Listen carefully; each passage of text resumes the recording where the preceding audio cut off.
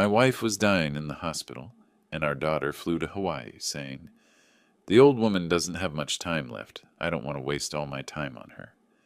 She chose beaches and cocktails instead of a final farewell, betraying everything we had given her. But when she returned and walked into her room, she fainted from the shocking truth that would change her life forever. Before we continue, please subscribe to the channel and let us know where you're listening in the comments. My thumb hovered over her contact photo. Stella, smiling at some corporate event 3 years ago. The screen's glow lit up the dim living room like an accusation. I'd been sitting in my father's leather chair for 20 minutes, the cold coffee beside me growing a skin. Outside, March rain tapped against the windows. Inside, just the grandfather clock marking time. Tick, tick, tick. The notebook lay open on my lap. Day 11. No visit from S. I wiped my palms on my pants. Took a breath, pressed dial. 7 rings. I counted everyone. "Dad?" Her voice came through with background noise, music, laughter. "What's up?" Not hello, not how are you? What's up? "Stella, I'm calling about your mother." "Yeah, I know. Listen, it's kinda loud here." "She's asking for you. Every day." A burst of laughter behind her, someone's joke. She didn't move away from it. "Dad, I told you. Work is insane right now. Monday's presentation is, it's not about work." My knuckles whitened around the phone. "It's about your mother lying in a hospital bed." Don't start with the guilt trip. Guilt trip? I stood up. Couldn't sit anymore. 11 days, Stella. 11 days she's been there. I'm aware of the timeline, thanks. Are you? Because she keeps watching the door, thinking maybe today. That place is depressing. Her words slurred slightly. How many drinks? I can't handle hospitals. You know that. Your mother handled them just fine when you had pneumonia at 15. Silence. Then, that was different. How? I was a kid. I needed... She stopped herself. Needed what? Care, love, things she doesn't need now? I'm 38 years old, Dad. Stop trying to control every move I make. The music swelled behind her. Someone called her name. Trisha, maybe. Your mother is dying. I know that. Irritation sharp in her voice. You don't think I know that. Then act like it. You know what? I don't need this right now. I'm having one night, one single night, to relax, and you're calling me with... With what? The truth? Pa! The word cut through the noise, then dial tone. Call ended, 3:47. I stared at the phone. The screen went black. My reflection stared back, distorted in the dark glass. I threw it onto the couch. It landed on the floral cushion Minnie had embroidered 20 years ago. Yellow roses. She'd been so proud of those roses. 8 steps to the fireplace. The wooden floor creaked under my feet, that same board that had been loose since 1987. Minnie always said we should fix it. We never did. The mantel held our history in silver frames, chronological, left to right. Minnie's system. Stella at 5, gap-toothed and chocolate-covered. Stella at 8, sunflower costume for the school play. Stella at 15, hospital gown, pneumonia. Minnie asleep in the chair beside her bed at 3 in the morning. Stella at 23, college graduation, cap and gown, diploma raised high. Minnie crying, happy tears, mascara running. Stella's arms around us both, squeezing tight. I picked up that frame. The silver was cold. Fingerprints smudged the glass where Minnie had dusted it last month, back when she could still stand long enough to clean. The girl in the photo looked like she loved us. I studied her face. That smile. Those eyes. Where did she go? Slowly, I turned the frame face down on the mantel. My hand stayed there, pressing it flat against the wood. The clock chimed once. 8 o'clock. Rain turned to sleet, harder now, tapping like fingernails against the windows. My phone buzzed from the couch. I didn't move to check it. I picked up another frame instead. Stella at 5, that gap-toothed smile. The elevator lurched to the 4th floor. I'd counted each button lighting up. 1, 2, 3, 4. Same number of hours I'd slept last night. 4. The doors opened. Antiseptic smell hit me first, always did. Then the sounds, machines beeping, nurses talking in low voices, someone's television through a half-open door. The tulips felt heavy in my hand. $18 at the gift shop, yellow and pink. Minnie's favorites. Room 412. The door squeaked when I pushed it open. I forced my face into something that might pass for a smile before Minnie could see me. "Morning, honey." I crossed to her bedside, 6 steps from door to chair. I'd counted them so many times I didn't need to look anymore. Her forehead felt paper thin when I kissed it, too warm. "Dewey?" Her voice came soft, weak. "You're early?" Wanted to beat the traffic. I found the plastic vase on the windowsill, filled it at the bathroom sink. My hands shook, arranging the stems. I steadied them. She noticed everything. The chair scraped linoleum when I pulled it close. I took her hand. Wedding ring loose on her skeletal finger. "Is Stella coming today?" The question I'd been dreading since I woke up. She sent her love. Too bright. Too fast. "Big presentation Monday. Important client." Minnie studied my face. Those eyes still sharp, even in that wasted body. "Monday's 2 days away." "You know how she is. Perfectionist. Gets it from you." A pause. Minnie's breathing labored despite the oxygen cannula. She knew I was lying, but she let it go. "She works too hard." Relief mixed with shame in my chest. "Just like her mother." The machines beeped their steady rhythm. Heart monitor. IV pump. Outside the window, gray sky over the parking lot. Bare trees reaching up like bones. The purple shawl draped over her shoulders. The one Stella gave her 5 years ago. Minnie wore it every day now. 7 get-well cards lined the side table. None from Stella. "Tell me about yesterday." Minnie shifted slightly. "What did you do after you left?" "Read a bit. Had soup for dinner. Watched the news." "You need to eat better. Real food." "I'm fine, honey." "You're getting thin." Before I could answer, the door opened. Margaret came in with her clipboard, navy scrubs, that calm competence she always had. "Morning, Minnie. How's the pain today?" "Manageable." Margaret checked the monitors, made notes, adjusted Minnie's pillows with practiced efficiency. "That's good. Pain level 1 to 10? 4. Margaret glanced at me, then back to Minnie. Small talk about the weather, the hospital food, tomorrow's schedule. Then she caught my eye. Slight head tilt toward the door. "I need to stretch my legs." I squeezed Minnie's hand. "Be right back." Margaret led me into the corridor. 15 feet down, near the supply closet, she leaned against the wall, arms crossed. "Mr. Harvey." She spoke quietly. "Can I be frank?" My defenses went up automatically. "Of course. I've been a nurse 15 years.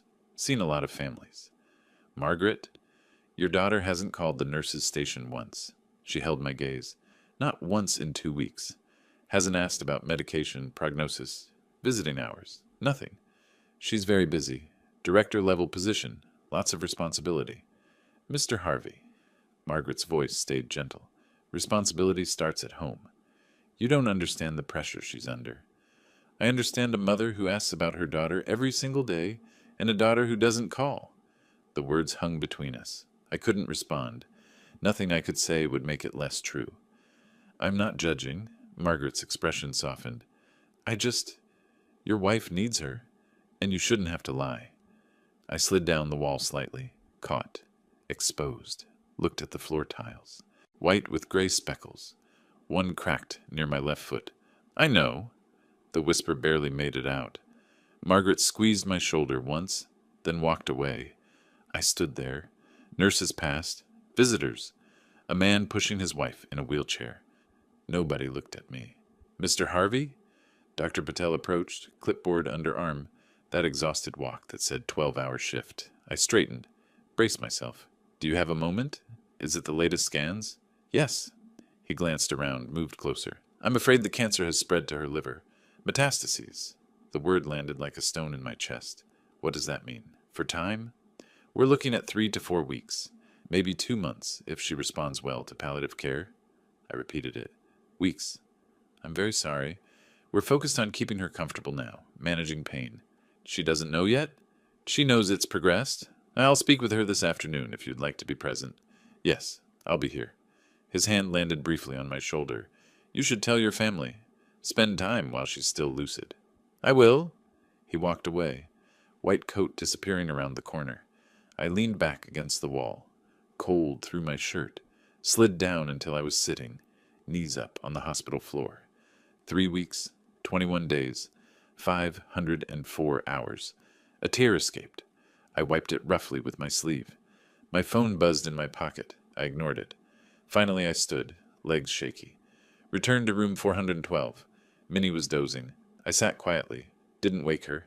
Her hand in mine felt like bird bones. I watched her breathe. 18 breaths per minute, each one labored. Her eyes fluttered open. "You okay, honey?" I lied. "I'm fine. You rest." "Tell Stella." Her voice faded. "Tell her I love her." My throat tightened. "I will." She drifted back to sleep. 3 weeks, and Stella was drinking cocktails. Gravel crunched under my tires. Engine off. The silence that followed felt heavy as wet concrete. I sat there staring at my house. Porch light clicked on at 3:45, right on schedule. Timer Minnie set 5 years ago. The keys felt cold when I finally pulled them out, metal biting my palm. Inside, the house swallowed me in silence. No radio playing NPR in the kitchen. No Minnie humming off key while she cooked. Just the furnace clicking on somewhere in the basement. I stood in the foyer, still wearing my coat. The stairs stretched up to the second floor. 14 steps. Worn path in the carpet runner where thousands of trips had flattened the fibers. My hand found the banister, the one Minnie refinished 10 years ago. Sanding and staining for 3 weekends straight, I climbed. At the landing I turned right. Study door creaked. That familiar sound. Dust motes floated in the late afternoon light through the window. Smell of old books and leather. Lavender sachets tucked in corners. Minnie's touch everywhere. I closed the door behind me, turned the lock. First time in months. Needed privacy for this. The built-in bookshelf covered the far wall. Oak. Floor to ceiling. We'd installed it in 1998. Bottom shelf held 3 leather albums. Dark brown, embossed with years. 1987, 2000. 2001, 2010. 2011, 2020. I pulled out the middle one. 2001, 2010. Stella ages 14 to 23. My father's desk sat in the corner, surface scratched from decades of use. The chair springs squeaked when I sat, familiar sound like coming home. The album opened with tissue paper protecting each page. Minnie's system. First page, Stella's 8th grade graduation, 2003. Braces, hopeful smile, arms around both of us. I turned pages slowly. Stella, at 5. Sitting on Minnie's lap at her birthday party, chocolate cake smeared on both faces. Minnie's arms wrapped around her, both laughing. Stella missing her front tooth. Minnie in that yellow sundress she loved so much. Stella at 8, school play, some production where she played a sunflower. Handmade costume, Minnie sewed every petal. Stella beaming at the camera, clutching flowers we'd given her after. Stella at 15, hospital photo, her recovering from pneumonia. Minnie asleep in the chair beside her bed. The date stamp showed 3 in the morning. I must have taken this. Couldn't even remember doing it. Stella at 20. Northwestern campus. Arms around both of us. All 3 squinting into October sun. Parents' weekend. She'd been so excited to show us her dorm. Stella at 23. College graduation, cap and gown, diploma in hand. Minnie crying those happy tears. Stella's expression, pure pride and love. I traced my finger over young Stella's face in one photo, lifted the corner carefully from its mount, held it close to the desk lamp. Minnie's handwriting curved across the bottom. Our sweet girl, age 5. One photo slipped from my grip, fluttered to the floor. I bent to retrieve it. Movement felt like lifting boulders. In the back of the album, a manila envelope tucked in the pocket. Worn edges, label in Minnie's hand. Stella, college letters. I opened it. 8 letters inside. Various dates, 1997 to 2004. Spread them on the desk chronologically by postmark. Picked up the earliest. September 1997. Freshman year. Her handwriting still rounded. Girlish. I read aloud to the empty room. Mom and Dad, I miss you so much. Classes are hard but exciting. Thank you for everything you sacrificed to send me here. I won't let you down. Love, your Stella. P.S. Mom, I'm eating vegetables like you made me promise. The paper trembled in my hands. Next letter. March 1999. Sophomore year. Thanks for the birthday check. Used it for textbooks. Boring, I know. Love you both. XO Stella. Shorter, but still warm. November 2000. Junior year. Hi. Sorry I missed Thanksgiving. Got an internship opportunity. We'll make it up at Christmas. S. Even shorter. April 2004. Postgrad. Just an email printout Minnie had saved. Got the promotion, director track. Moving to bigger apartment. Busy with onboarding. Talk soon. I set them down in a row. Watched the progression like watching someone walk away. Getting smaller, more distant. Until they disappeared. The more successful she got, the less she needed us. I set it to the empty room. And the less she cared. The desk drawer stuck. Had to pull twice before it opened. Inside, small velvet jewelry box. Maroon. I opened it. Gold locket. Heart-shaped. Engraved. Depoisem 2000. Our 25th anniversary. I'd given this to Minnie. She wore it for years until the chain broke in 2018. The hinge was stiff when I opened it. Tiny. Reluctant. Inside, photo of baby Stella. 3 months old. 1988. Opposite side, lock of baby hair. Brown, soft as down. I held the locket in my palm. Gold warming from my hand now. That baby needed everything from us. Fed her, changed her, rocked her through colic nights. Minnie barely slept for months.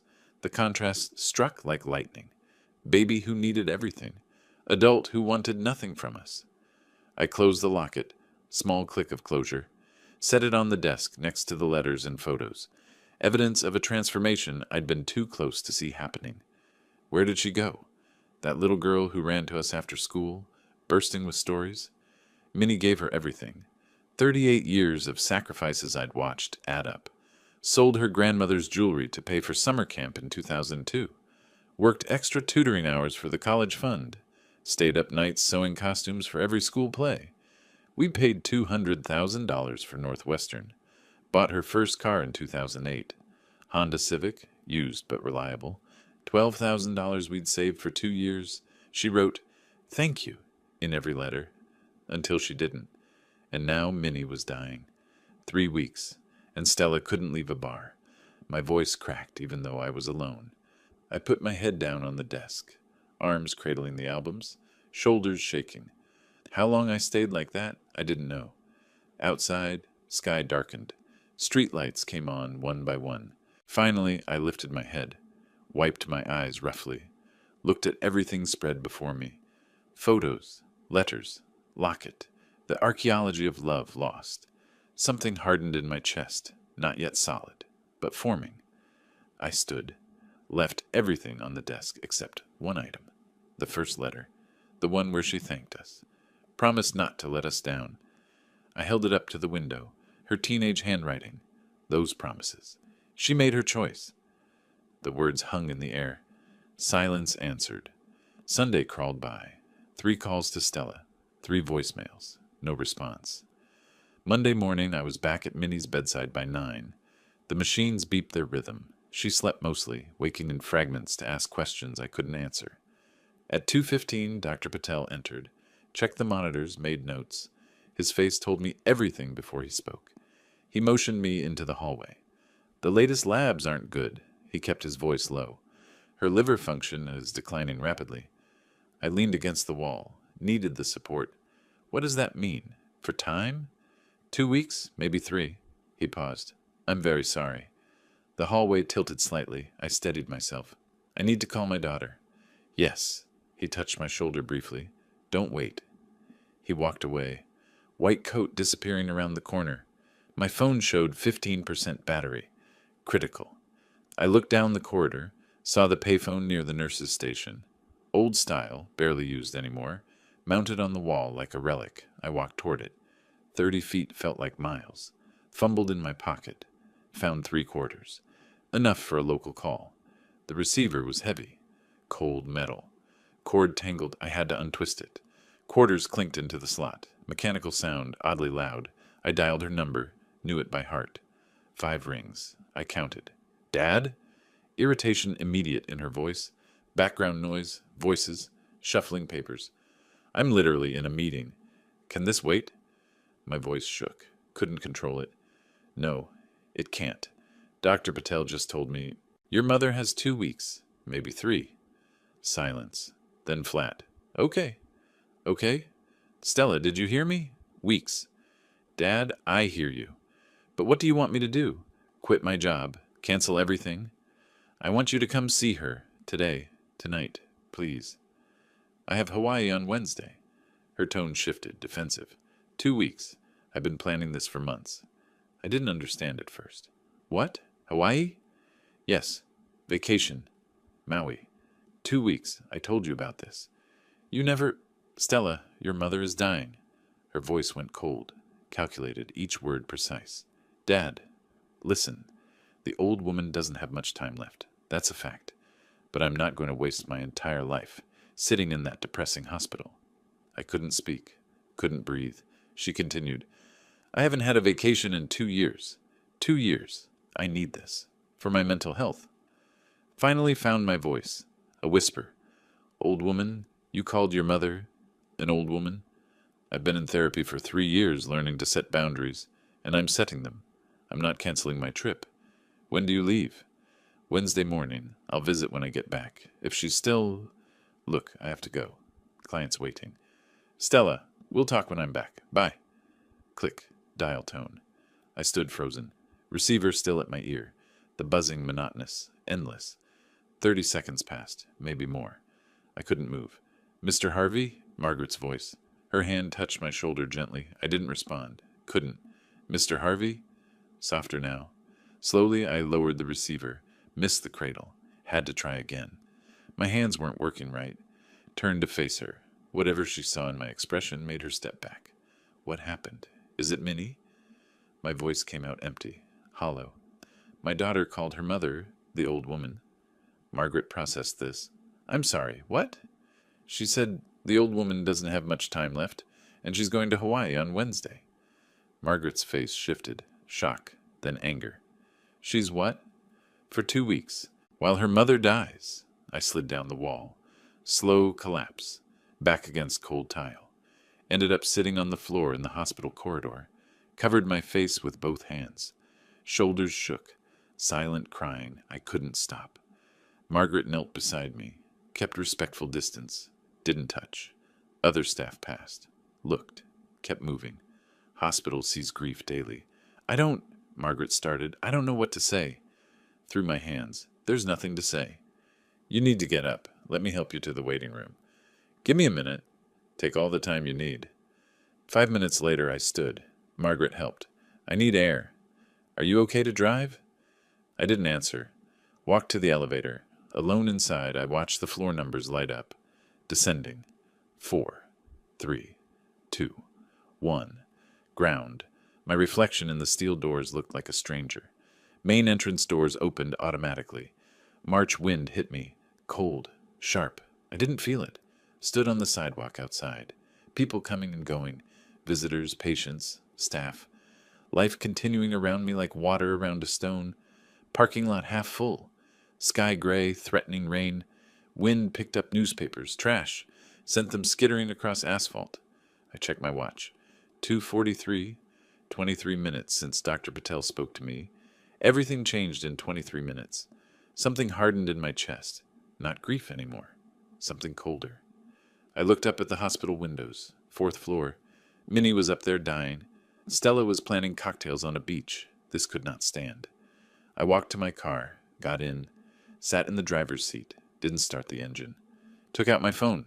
Battery at 9% now. Stared at the screen. Wednesday. She'd be gone. Wednesday. 2 weeks. I had 2 weeks. I sat in the dark kitchen for hours. Didn't turn on lights when I got home at 6:30. Didn't eat. Didn't move. Just sat there replaying her words. The old woman. At 9 p.m. I finally reached for my laptop. The house was dark, except for streetlight through the window. Kitchen table cluttered with mail. Empty coffee mug from this morning. Refrigerator hummed, only sound. My face lit blue when the laptop screen came on. I sat motionless for a long moment. Looked around the kitchen. Our kitchen. Minnie's domain. 40 years of meals cooked here. 40 years of family dinners. Birthday cakes. Morning coffee. The photo of Stella on the refrigerator caught my eye. Corporate party. Fake smile. Held by a magnet shaped like a strawberry. I stood. Chair scraped floor. 4 steps to the refrigerator. Removed the photo. The magnet clattered to the floor. I didn't pick it up. Opened the drawer beside the stove. Junk drawer full of batteries, rubber bands, twist ties, placed the photo face down inside, closed the drawer, returned to the table, sat, opened the laptop. This wasn't revenge. This was consequences. Stella chose Hawaii over her dying mother. She chose. If money was her language, I'd speak that language. My fingers moved across the keyboard. 2-finger typing. Slow but determined. How to change will, Illinois. Illinois Legal Aid website. Information clear, straightforward. Disinherit adult child. Illinois law. Law firm article. Detailed, professional. Illinois inheritance requirements. 2-witness rule. Both witnesses must be present, cannot be family members. Can parents disinherit children, Illinois? Yes, with explicit language. Must state intentional disinheritance. Best estate attorney, Chicago. Samuel Green's firm appeared. Third result. I stopped, stared at the screen. Samuel Green. I already knew him. 25 years we'd known each other. Our wives were friends. He'd handled our first will back in 2000. I could call him tomorrow. I took notes on an old envelope. Pen scratching paper. Green, tomorrow, 9 a.m. 2 witnesses, not family. $620,000. Where? That last number stared back at me. Over $500,000. I opened our financial files. Spreadsheet Minnie had maintained for years. Everything organized, categorized, color-coded, so like her. Joint savings, $340,000. House value, $280,000, appraised 2 years ago. Life insurance, $15,000. Funeral costs. Total, $620,000. Stella expected all of it. Had probably calculated it herself. Planned her life around inheriting this. Her apartment, her lifestyle, her retirement plan. All dependent on money she didn't earn. Money she doesn't deserve. I wrote on the envelope, Educational Fund, Minnie's name. Sat back, looked at those words. Minnie was a teacher for 40 years, helped thousands of children, changed lives, made differences she never got to see fully. A fund in her name would help children who appreciate education, children who value what they're given, children unlike Stella. Perfect. I stood. Wooden floor creaked under my feet. Walked to the cabinet above the refrigerator. The hinge squeaked when I opened it. Jim Beam bottle inside. 2/3 full. Dusty. Last opened Christmas Day. I pulled it down. Got a short glass from the cupboard. Heavy. Solid. Poured 2 fingers. Amber liquid. Harsh smell. Carried it back to the table. Set it down. Didn't drink immediately. Just looked at it. At the laptop. At the envelope with my notes. This was it. The moment. The decision. Minnie would object. Would preach forgiveness until her last breath. Would say family heals, love conquers, second chances matter. I picked up the glass. Drank it in one swallow. Grimaced. I wasn't a drinker. The burn spread through my chest. But I felt something else. Resolve. Clarity. Certainty. Set the empty glass down. I took the envelope. Wrote a list. Tomorrow, Tuesday actions. 1. Call Samuel Green, 8 a.m. 2. Emergency appointment. 3. Bring financial documents. 4. New will executed same day. 5. Return to hospital. After. I went upstairs to the office. Brief trip. Returned with a folder. Bank statements, property deed, existing will. Spread everything on the table. The current will was dated 2220. Standard language. Everything to Stella upon our deaths. Simple, expected, normal. I took a photo of it with my phone. Evidence of what was before I changed what would be. Put all documents in a folder. Labeled it green with a marker. Checked the time. 11:15 p.m. I'd been at this table over 2 hours. Felt no fatigue. Only clarity. Stella left in 36 hours. Wednesday morning, 6:30, flight. I had 36 hours to act. I closed the laptop. The kitchen went dark again. Just streetlight through the window. Just refrigerator hum. Gathered the documents. Left the whiskey glass on the table. Minnie would have washed it. Cleaned up immediately. Made everything neat. I didn't. Picked up the folder, turned toward the stairs. Climbed slowly. Back straight. Purpose in every step. Tomorrow at 8, I'd call Green. Tomorrow, everything changed. Wednesday, March 19th, 6 a.m. Stella's post appeared while I made coffee. Airport selfie. Gate visible behind her. Excited smile. Caption, off to paradise? Hawaii, ass vacation mode. Living my best life. I screenshot it. Saved a folder on my computer labeled Evidence. Drank the coffee cold. Collected my documents. Drove to the hospital. 2 p.m. Chicago, 9 a.m. Hawaii time. Arrival photo. Lay around her neck. Palm trees. Blue sky. Aloha! Made it! I was sitting in Minnie's hospital room when my phone buzzed. Used a colleague's phone to view Instagram. Stella had blocked me months ago, I realized then. Minnie slept. I held her hand. Watched her breathe. 18 breaths per minute. Labored. Margaret walked past the door. Saw my face. Said nothing. Understood. Thursday, March 20th. 10 a.m. Hawaii. 3 p.m. Chicago. Waikiki Beach photo. Bikini. Cocktail with tiny umbrella. Living my best life. I printed it at home that evening. Added to the folder. Growing stack. Friday, March 24th. 3 p.m. Chicago. My phone rang while I sat reading to Minnie. Pride and Prejudice. Her favorite. Aunt Doris. Voice sharp with anger. Dewey, Janet showed me that internet thing, the Instagram. Stella's on a beach drinking cocktails? I opened my mouth. Nothing came out. Don't you dare defend her. I have eyes. Doris, she had this trip planned. Planned? Planned? You told her Minnie was dying. I did. And she went anyway. What kind of daughter? She couldn't finish. Too angry. I know. You know? Then why are you protecting her? The whole family is talking. She hung up. I stood in the corridor. Phone dead in my hand. First confrontation. First shame. Margaret watched from the nurse's station. Her expression said everything. Saturday, March 22nd. 11 a.m. Hawaii. 4 p.m. Chicago. Snorkeling photos. Underwater camera. Colorful fish. Sea turtle. Underwater world is magical. Sometimes you need to disconnect and just be. 4 p.m. Cousin Janet called. Softer than Doris, but firm. Uncle Dewey, people are asking questions. Why isn't Stella there? I attempted an excuse. It's complicated. It's not complicated, it's wrong. Everyone can see it. I know, Janet. I know. Aunt Minnie deserves better. Click. Sunday, Monday, March 23rd, 24. 2 days blurred together. I texted Stella twice. Mom very bad. Not eating. Doctor says organs failing. 3 hours later. Okay, just okay. Not how bad. Not should I come home. Second text. Monday.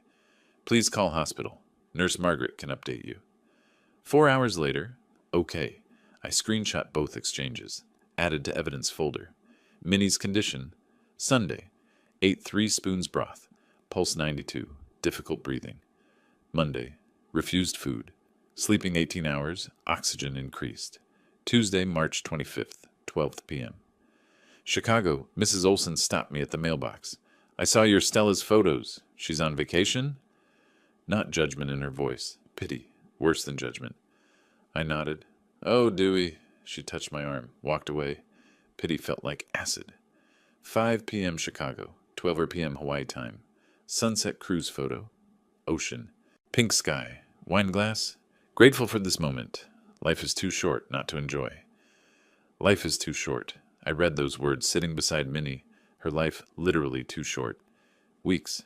Days, maybe. The irony tasted like bile. Wednesday, Friday, March 26th, 28. The posts kept coming. 27 total over 2 weeks. Samples. Best Mai Tai ever. Pearl Harbor Memorial, so moving. Moving? You can't visit your dying mother? Dinner at Duke's, fresh ahai. Sunrise yoga on the beach. Blessed. Helicopter tour. Incredible views. Sometimes you just need to prioritize yourself. Self-care. My routine became mechanical. Morning, check Instagram through borrowed account. Drive to hospital, 35 minutes. Sit with Minnie, 10 to 12 hours. Read to her when conscious. Hold her hand when sleeping. Lie when she asked about Stella. Evening, home, print new posts. Add to evidence folder. Count, 27 posts. 0 calls to hospital. Saturday, Monday, March 29th, 31. Minnie declined visibly. Saturday, blood pressure dropping, skin yellowing from liver failure. Sunday, barely conscious, whispered, Stella? I lied. Soon, honey, soon.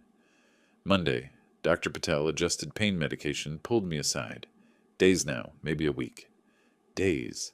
The shame accumulated like snow. Aunt Doris called again, angrier this time, screamed about family duty. Janet texted, "Family asking me to ask you, where is she?" Mrs. Patterson from church visited Minnie, asked about Stella. I mumbled about work. Everyone knew. Everyone had seen Instagram. Nobody believed my excuses. My evidence folder grew. 27 printed Instagram posts. 2 SMS exchanges showing OK responses. Notes on family calls. Dates, times, accusations. Daily log of Minnie's condition, all organized chronologically. Labeled tabs. Posts. Messages. Decline. Tuesday, April 1st, 2 p.m. Hawaii, 7 p.m. Chicago. Stella's last post from paradise. Last day in paradise, back to reality tomorrow. But what a perfect 2 weeks. Blessed, recharge, thankful for this life. Perfect 2 weeks. I sat at home. Opened the evidence folder. 27 posts. 0 hospital calls. 2 text messages. Okay and okay. Did the math. She lands Wednesday around 7:45 p.m. Chicago time. Drives home from O'Hare. Arrives around 9 p.m. Goes to her room. Finds what I've prepared. I closed the folder. Climbed the stairs to her old bedroom. Checked one more time. Everything in place. Came back down. Poured coffee. Sat at the kitchen table. Tomorrow she'd understand consequences. 27 posts. 0 calls. Perfect evidence. I smiled for the first time in 2 weeks. Cold smile. No joy in it. Just certainty. Everything was ready. 1 week earlier. Tuesday, March 25th. The elevator climbed to the 87th floor. I'd called Samuel the day after Stella left for Hawaii. "Emergency," I'd said. "Need to change my will. First available appointment. Today." The doors opened. Green and Associates reception. Plush carpet. Law firm photos on walls. 20 years of awards in glass cases. Linda looked up from her desk, smiled professionally. "Mr. Harvey, Mr. Green is expecting you." I followed her down the corridor. Corner office at the end. Floor-to-ceiling windows. Lake Michigan stretched beyond. Gray-blue under morning sun. Samuel stood when I entered. Handshake firm, warm, concern in his eyes.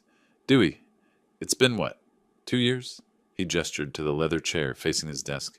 "You said emergency. Is Minnie—" I sat, placed the brown folder on his desk. "She has weeks, maybe days now. That's part of why I'm here." He settled into his chair. "I'm so sorry. What can I do? I need to change my will, completely." Samuel pulled a file from his drawer, opened it, our existing will dated 2020. "Your current will leaves everything to Stella. That's standard. Unless I want her to get nothing. 0. His pen stopped moving. He looked up. "Dewey, you understand that's permanent?" "I understand perfectly." "She's your only child. This is a serious decision." He leaned forward. "Can I ask why?" I opened the folder, slid the first printout across the mahogany desk. "Look at this." Instagram post. Airport selfie. Date stamp. March 19th, 6:17 a.m. Caption. "Off to paradise." Samuel read it. Looked at me confused. "My wife was dying. My daughter went to Hawaii." Maybe she didn't know how serious. I told her. My voice stayed level. "Begged her to visit. She called her mother the old woman. Said she doesn't have much time left, so why waste her vacation?" Silence. Samuel's face shifted. I slid more printouts across. 8 posts. Beaches, cocktails, sunsets, smiling selfies. Then the SMS screenshots. 2 messages from me. "Mom very bad. Organs failing." Both replies. "Okay, just okay." Samuel read everything. 30 seconds of silence. Removed his glasses. Pinched the bridge of his nose. 27 posts. His voice quiet. "No calls to the hospital. Not one. And Minnie?" "Asks for her every day. I lie. Say she's working. Minnie's too weak to argue." Samuel set the papers down carefully. "I watched Stella grow up. I was at her graduation." "So did I." I met his eyes. "I don't know this person." He nodded slowly. "What do you want to do?" "Educational fund. Minnie's name. For kids who deserve it." Samuel pulled his keyboard close. Started typing. "Illinois law allows complete disinheritance, if explicitly stated. Intentional disinheritance clause makes it challenge-proof. His fingers moved across keys. 2 non-family witnesses required. We can execute today. How long? An hour to draft, then signatures. He typed steadily. Occasional questions broke the silence. Total estate value. 620,000, house plus savings. Fund structure, scholarship basis. Annual scholarships. Chicago public school students. Low-income families. Want to be teachers? Samuel's typing paused. Like Minnie. Exactly like Minnie. 30 minutes passed. The only sounds, keyboard clicking, occasional questions, my short answers. Finally, Samuel hit print. Pages emerged from the laser printer. He reviewed them, reading sections aloud. I, Dewey Harvey, being of sound mind and body. I intentionally make no provision for my daughter, Stella Harvey. My entire estate to establish the Minnie Harvey Educational Fund. This disinheritance is intentional and deliberate, not due to oversight or omission. He looked up. This is ironclad. Once signed, binding. Good. Samuel pressed the intercom. Linda, could you and Ben come in? Need witnesses for a will execution. They entered within a minute. Professional demeanor. Sensed the occasion's weight without needing explanation. Samuel handed me a pen. Black ink, heavy in my hand. Once you sign, this is binding. Are you certain? I positioned the pen over the signature line. Never been more certain of anything. I signed. Firm signature. No hesitation. Linda witnessed. Signed below my name. Ben witnessed. Signed. Samuel notarized with his official seal. Pressed down hard. The embosser crunched paper. Done. He looked at me directly. Stella will receive nothing upon your and Minnie's deaths. I sat back. Felt something release in my chest. Not relief. Completion. One more thing. I leaned forward. I want Stella to know why. Executor letter. Standard explanation. Personal letter. From me. To be given when the will is read. I can arrange that. I dictated points. Samuel noted them on his pad. Your mother passed while you were on vacation. You called her the old woman. 27 posts. 0 calls to her hospital bedside. This is justice, not revenge. You didn't earn this inheritance through your actions. I'll draft the formal version. Seal it. Attached to will. Samuel placed everything in a manila envelope. Sealed it. Handed it to me. I took it. Heavy. Final. Stood. Shook his hand. Dewey. He held the handshake. I support this. For what it's worth. It's worth everything. I walked to the elevator. The folder under my arm, the sealed copy inside my jacket. Felt its weight against my chest. Pressed the down button. Didn't look back. The elevator doors closed, 87 floors down. With each floor, I felt lighter. The weight I'd carried was on paper now. The envelope sat in my desk drawer for 6 days. Every morning, I'd open the drawer, see it there, close it again. Monday, March 31st. Stella's last Instagram post appeared. Last day in paradise. My phone buzzed. Text from her. Dad, landing tomorrow 7:45 p.m. Coming straight home, exhausted. I studied the message. Matter of fact, no apology. No, how's mom? Just logistics. Typed reply, okay, I'll be home. Considered adding more. Deleted it, sent the short version. Opened the colleague's phone. Looked at Stella's final post again. Sunset photo, wine glass. Perfect 2 weeks. Comments underneath. So jealous. Come back refreshed. You deserve this. She had no idea. No clue what waited in her old room. I'd make sure of it. Evening came. 6 o'clock. Time for hospital visit. Drove the familiar route. 35 minutes. Parked. 4th floor. Room 412. Minnie slept when I arrived. Oxygen mask over her face now. Upgraded from the cannula. Breathing shallow. Heart monitor beeping slowly. Her skin had yellowed. Liver failing. Dr. Patel had warned me Friday. I sat beside her bed. Took her hand. So thin. Cold despite the heated blankets. Waited 10 minutes. Just holding her hand. She stirred. Eyes fluttered open. Saw me. Tried to smile. Couldn't speak through the mask. I lifted it gently. Just for a moment. Dewey. Whisper. Barely audible. I'm here, honey. I'm always here. Stella? The same question. Every day. Always the same question. Pause. She's coming home tomorrow. Relief crossed her face. Good. Minnie, I need to tell you something. My thumb traced circles on her hand. I did something. Changed our will. Confusion clouded her eyes. What? Stella won't inherit. It's going to an education fund. Your name. For kids who need it. She processed slowly. Weak. Stella? She chose Hawaii over you. I can't forgive that. Maybe you could. I can't. A tear escaped down her temple. My baby. I kissed her hand. I'm sorry. I had to. She needs to learn consequences. Minnie, too weak to argue, just closed her eyes. Tears still wet on her face. I love you. This is for you. To honor you. She didn't respond, drifted back to sleep. I replaced the oxygen mask, sat there another hour, watching her breathe.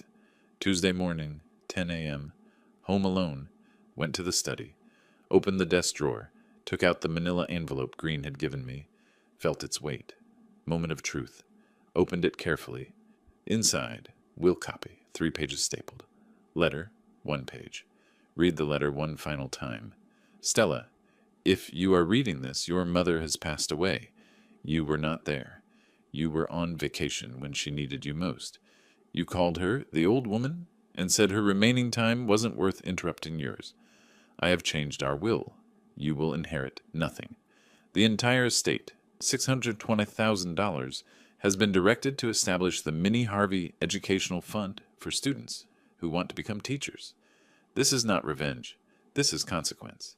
You did not earn this inheritance through your actions. Your father, Dewey Harvey. Set it down. Found a new manila envelope. Large one. Wrote on the front, in black marker, Open immediately. Placed will copy and letter inside. Sealed it. Held it. Final moment. Point of no return. This was it. 3 o'clock. Afternoon light slanted through windows. Climbed the stairs to Stella's room. Door closed. Hadn't been in here for months. Pushed it open. Everything frozen in time. Twin bed with purple comforter she'd picked at 16. Desk with old textbooks from college. Posters on walls. Bands from the 2000s. Movies she'd loved. Photos everywhere. High school friends. Family vacations. Debate team pictures. Trophy shelf. Volleyball. Academic awards. Everything she'd been. Before. Dust on surfaces. I didn't clean in here often. Couldn't bring myself to change anything. This was the room of a loving daughter. That person didn't exist anymore. I walked to the bed, placed the envelope centered on the purple pillow, smoothed it flat, white against purple. Impossible to miss. Stepped back, looked at it. There. Done. Left the door half open. So she'd see the light. Go in. Went downstairs. Evening came. 6 p.m. Made coffee. Didn't drink it. Sat in the living room. Same armchair as that first phone call, 3 weeks ago. Felt like 3 years. Checked the clock. 6:15. Stella lands 7:45. Home by 8:30, maybe 9. TV on. Didn't watch it. Clock, 7 p.m. She was in the air now, somewhere over the Pacific, or the Midwest. Headed home. Clock, 7:45. Landing. Phone buzzed. Text from her. Landed, getting Uber. I typed back, okay. Clock, 8:15. Waited. House quiet. Only TV murmur. Clock ticking. Rain started outside. Drops tapping windows. My breathing stayed steady. No nervousness. Just readiness. I'd been ready for 2 weeks. Headlights swept across the living room wall. Car door slammed. Her key in the lock. I didn't move from my chair. The key turned. Metal scraping lock. Door pushed open. Hinges creaked. Stella entered, pulling her suitcase. Wheels bumped the threshold. Backpack dropped with a heavy thud. She kicked the door closed with her foot. Struggled with the suitcase. Stuck on the entry rug. Muttered something under her breath. Finally looked toward the living room. Saw me sitting there. Barely acknowledged me. Hi, Dad. Not looking at me. Where's Mom? I didn't stand. Voice flat. Hospital. Where she's been? Dad, don't start. Annoyance sharp in her tone. I'm exhausted. 9-hour flight. I'm sure. She caught my tone, defensive immediately.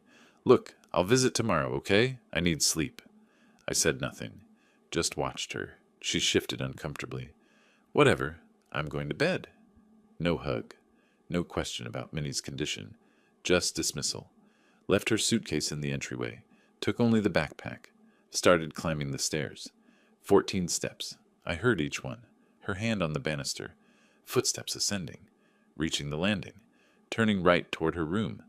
Door half open. Light spilling in from the hall. She pushed it fully open. I watched from below. Listened. Silence for 5 seconds. Then her backpack hitting the floor. Light switch flipping.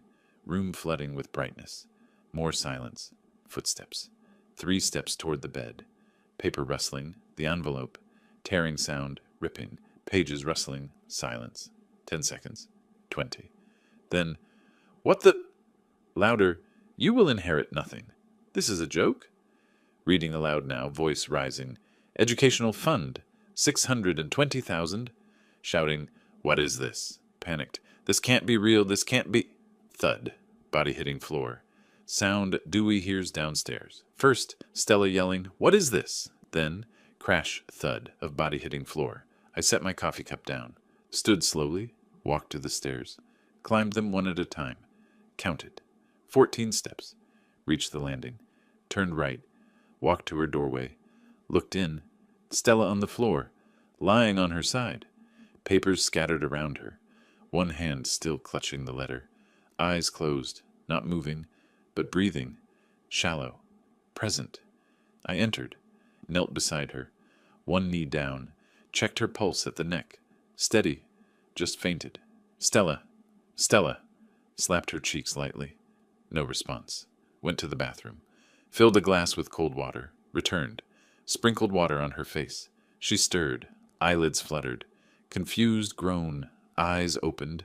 Unfocused. Saw me above her. Disorientation crossed her face. Where am I? Then memory flooded back. Eyes went wide. Scrambled to sit up. Too fast. Dizzy. I steadied her. Hand on her shoulder. Mechanical. Not loving. What happened?" Voice weak. "You fainted. 20 seconds, maybe." "The papers. The will." She grabbed my arm, wild-eyed. "Dad, that letter.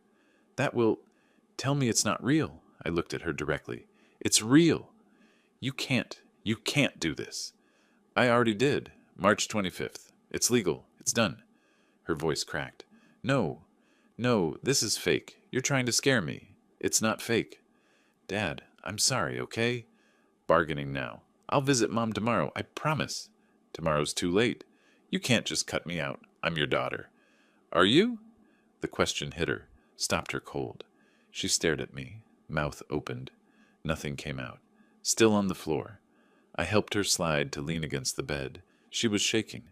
Picked up the will copy. Read it again. 620,000, educational fund, intentional disinheritance. Looked at me with disbelief. "You're serious?" "Completely." She clutched the will, knuckles white, eyes filling with something. Tears or rage, couldn't tell yet. I stood. She sat on the floor, surrounded by papers that destroyed her future. The silence stretched between us like a chasm. Her mouth opened again. She struggled to her feet, grabbed the will, waved it at me. "This isn't legal." I crossed my arms. Stayed in the doorway. "It's completely legal. You can't just cut me out." "I can. I did. I'll contest it. Any lawyer will tell you." Samuel Green drafted it. Best estate attorney in Chicago. Airtight. She shifted tactics. "You're doing this to punish me." "I'm doing this because you earned it. I've been busy. You don't understand my life." My voice stayed level. "I understand perfectly. I'm your daughter." Desperation crept in. "That has to mean something." "You were my daughter." Past tense. The words hit her like a slap. "How can you say that? How could you call your mother the old woman?" She froze. "I didn't mean it like that. You're twisting my words." March 17th, 2:23 p.m. I recited it precisely. "You said, the old woman doesn't have much time left. I'm not wasting mine sitting in a hospital." Quote, "I was stressed. Work pressure. You don't know what it's like. You were at a business meeting, then went to Hawaii for 2 weeks. I needed that vacation. Mental health. My therapist said—" I cut her off with a hand gesture. "Stop." She changed tactics again. Attacked. "You're not perfect either. You worked all the time when I was growing up." "I worked overtime to pay your $200,000 Northwestern tuition." "You chose that." "I chose to give you opportunities." My voice hardened. You chose cocktails over your dying mother. Direct hit. She staggered like I'd struck her, paced the room, pulled at her hair, picked up papers, threw them down. Then sudden shift. Dropped to her knees, theatrical, grabbed my pant leg. Daddy, please, I'm sorry. I was wrong. I looked down at her, unmoved. She tried to kiss my hand. I pulled away. I'll change. I'll visit Mom every day. Too late for that. I'll go to the hospital right now. And say what? Whatever you want. I'll apologize. Tears flowing now. Real ones this time. I'll make it right. Just undo the will. You're not sorry you hurt her. I stated fact. You're sorry you lost money. That's not true. Every word you say proves I made the right choice. I'll take care of you both, I promise. If you loved us, you'd have been there. You weren't. She collapsed. Not fainting this time? Just defeated? Sat on the floor, papers scattered around her. What do I do? Tell me what to do. Nothing. It's done. I turned, walked to the door. Where are you going? She scrambled up, followed me desperately, wouldn't let me leave. I descended the stairs. 14 steps. She stumbled after me, entered the living room, sat in my chair. She stood in the doorway, disheveled, papers still clutched in her hand. Rain drummed harder against the windows. Clock showed 9:10. I reached into the side table drawer, pulled out the manila folder. She saw it. Didn't understand yet. Not yet. I opened the folder, took out the first printout, placed it on the coffee table. Facing her, added another, arranging them in rows. She watched, confused at first, then recognized them. Her own posts. Color drained from her face. March 19th, 6 a.m. O'Hare Airport. I pointed to the first one. Off to paradise. Silence. Your mother couldn't swallow water that morning. Placed the next post. March 20th. Waikiki Beach. You in a bikini with a cocktail. The caption stared up. Living my best life. That day they put a catheter in your mother. She couldn't walk to the bathroom anymore. Next post. Snorkeling photo. Sea turtle. March 23rd. Underwater world is magical. That's what you wrote. My finger tapped the date. That day your mother said to me, Dewey, I want to see Stella one last time. I kept going. Methodical, relentless. Beach sunset. Restaurant meal. Helicopter tour. Yoga pose. Cocktails with strangers. Each beautiful moment paired with her mother's deterioration. March 25th. You're parasailing. She stopped eating solid food. March 28th. You're at a luau. She couldn't stay conscious more than 4 hours. April 1st. Your last post. Perfect 2 weeks. Her liver was failing. She picked up one printout. Hands trembling. Dad, stop. I didn't stop. She sat on the couch edge. Couldn't look away. Covered her face with her hands. Peeked through fingers at the table covered with evidence. I pulled out my phone. Showed her our text exchange. March 23rd. I texted. Mom, very bad. Organs failing. Doctor says days. Scrolled. Your reply. Okay. Scrolled. March 26th. I texted. Please call hospital. Nurse Margaret can update you. Scrolled. Your reply. Okay. I set the phone down. 27 posts. 38 comments on other people's photos. 0 calls to the hospital. 0 questions about medication, prognosis, pain levels. 0. I thought I had time. You had time for helicopter tours. I was going to visit when I got back. When was that? I looked at her directly. When she was already gone? Silence. I stood, walked to the window, looked out at the dark, rainy street. 10 seconds of silence. She watched my back. I spoke without turning. Your mother died today. Pause. Let it land. 6:30 this evening. What? Confusion? What did you say? I turned to face her. Minnie died while you were on the plane from Hawaii. No, shaking her head. No, you're lying. You're trying to punish me more. She can't be. I just talked to you yesterday. Hospital called at 6:15. I got there by 6:25. Details made it real. Had to make it real. She was conscious for the last 5 minutes. On morphine, but aware. Margaret was there. The nurse you never called. Aunt Doris made it in time. Drove from Springfield. Mrs. Olson came to say goodbye. Everyone who mattered was there. Pause. Except you. Her voice cracked. What? What did she say? Last thing she said, I let the silence hold. Where's Stella? 10 seconds. 20. Those were her last words. Question, not statement. I held her hand and lied. She's coming, honey. She's on her way.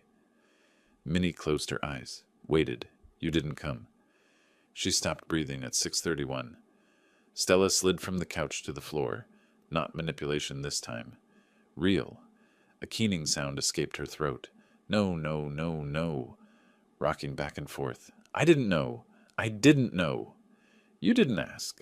She collapsed into the prints of her own vacation. 27 posts scattered across the floor around her. Her mother's last word was her name. A question she'd never answer. I stood there, looked down at her. She'd lost more than money tonight. 7 a.m., Wednesday morning. I descended the stairs. Stella on the couch where I'd left her, still in yesterday's clothes. Eyes red and swollen. She'd been awake all night. Walked past her to the kitchen. Made coffee. 1 cup. She appeared in the doorway. Opened her mouth to speak. I raised my hand. Stop gesture. She closed her mouth. Funeral is Saturday, April 5th. 11 a.m. Morrison Funeral Home on Maple Street. Pause. You can come or not. Your choice. Pause. After the funeral, you have 2 days to remove your belongings from this house. Sunday and Monday. Then I'm changing the locks. Dad, can we talk about... No. Everything's been said. About Mom, about us, about... There is no us anymore, Stella. I met her eyes. There's a father notifying a daughter about a funeral. That's all. Don't say that. April 5th, 11 a.m. That's all you need to know. I walked past her, went upstairs, left her standing in the kitchen. Saturday, April 5th, 11 a.m. Morrison Funeral Home. 60 people came. Tulips everywhere. Minnie's favorite. Closed casket. Simple oak. Photos of Minnie displayed on easels. Young teacher. With me on our wedding day, holding baby Stella. Stella arrived alone. Black dress. Sat in the back row, not the family row. People noticed. Whispered. Aunt Doris passed her. Didn't acknowledge her. Cousin Janet gave a sad look, but kept her distance. I stood at the podium. Composed. Minnie Harvey was the best person I ever knew. 42 years of marriage, and every day I thanked fate for her. She was a teacher, not just in school, but in life. She taught love, patience, forgiveness. She believed in people even when they didn't deserve it.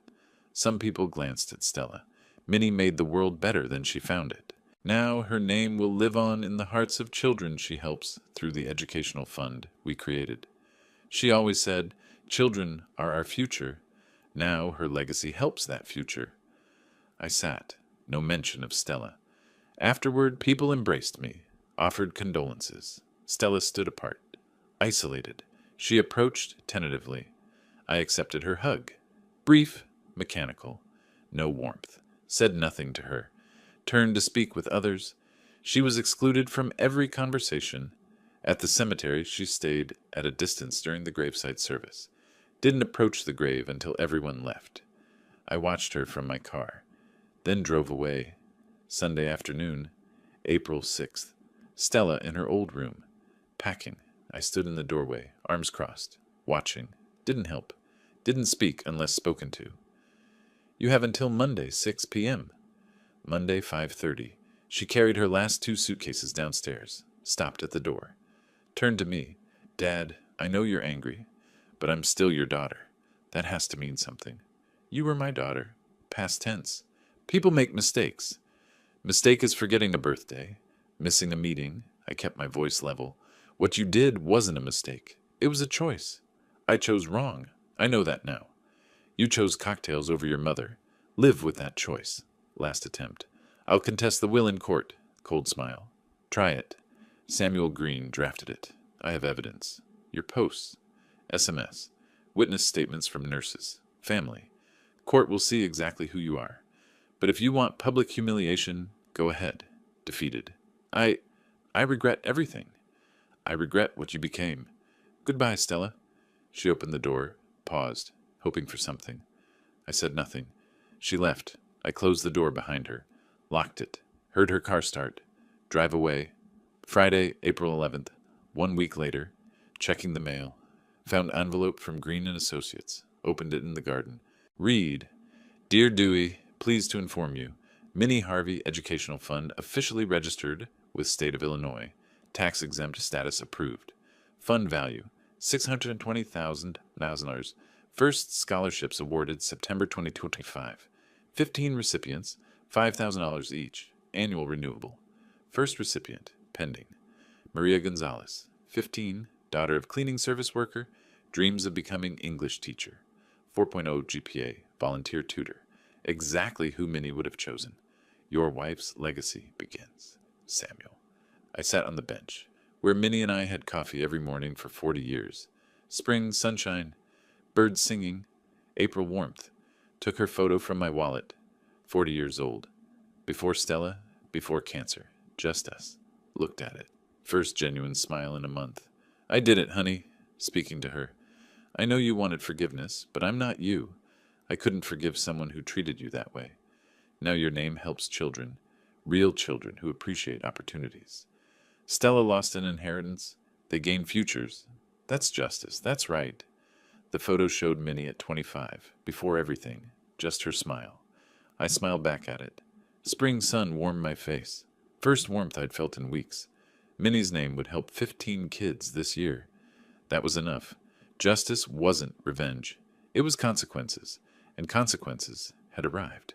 If you like this story, please like this video, subscribe to the channel, and share your impressions of this story in the comments. To listen to the next story, click on the box on the left. Thank you for watching,